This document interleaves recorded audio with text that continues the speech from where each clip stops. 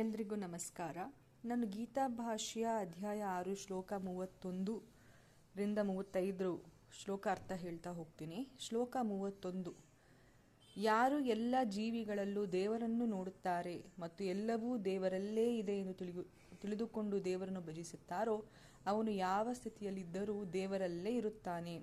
ಇದರರ್ಥ ಏನಂದರೆ, ಎಲ್ಲರಲ್ಲೂ ದೇವರನ್ನು ನೋಡಿದಾಗ ನಮ್ಮ ಮನಸ್ಸು ಯಾವಾಗಲೂ ದೇವರ ಸಂಪರ್ಕದಲ್ಲಿರುತ್ತೆ ಅಂತ. ಶ್ಲೋಕ 32.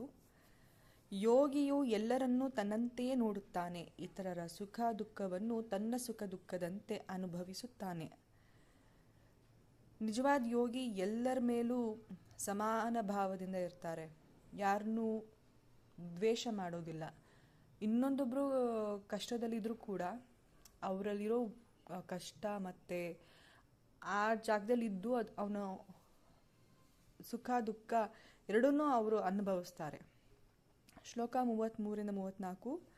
ಅರ್ಜುನ ಹೇಳುತ್ತಾನೆ, ಕೃಷ್ಣ, ನೀನು ಹೇಳಿದ ಯೋಗ ಬಹಳ ಉನ್ನತವಾದದ್ದು, ಆದರೆ ನನ್ನ ಮನಸ್ಸು ಬಹಳ ಚಂಚಲ, ಅದನ್ನು ನಿಯಂತ್ರಿಸುವುದು ಗಾಳಿಯನ್ನು ಹಿಡಿಯುವಂತಿದೆ.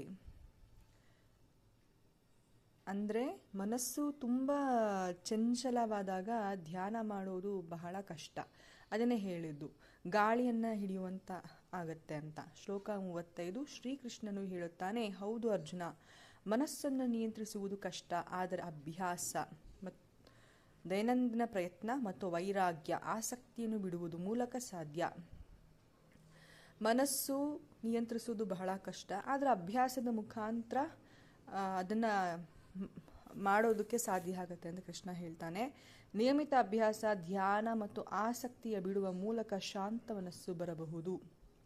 ಸೊ ಇದು ಓವರಾಲ್ ಸಾರಾಂಶ ಏನಂದರೆ, ದೇವರನ್ನ ಎಲ್ಲೆಡೆ ಕಾಣು, ಎಲ್ಲರ ಮೇಲೂ ಸಮಭಾವ ಇರಲಿ. ಅವರು ಶ್ರೀಮಂತರು, ಬಡವರು ಆ ರೀತಿ ಅಲ್ಲ. ಮನಸ್ಸು ಚಂಚಲವಾದರೂ ನಮ್ಮ ಪ್ರಯತ್ನ ಬಿಡಬಾರ್ದು. ನಿತ್ಯ ಅಭ್ಯಾಸ ಮತ್ತು ಆಸಕ್ತಿಯ ತ್ಯಾಗದಿಂದ ಯೋಗದಲ್ಲಿ ನಾವು ಸ್ಥಿರವಾಗುತ್ತೇವೆ.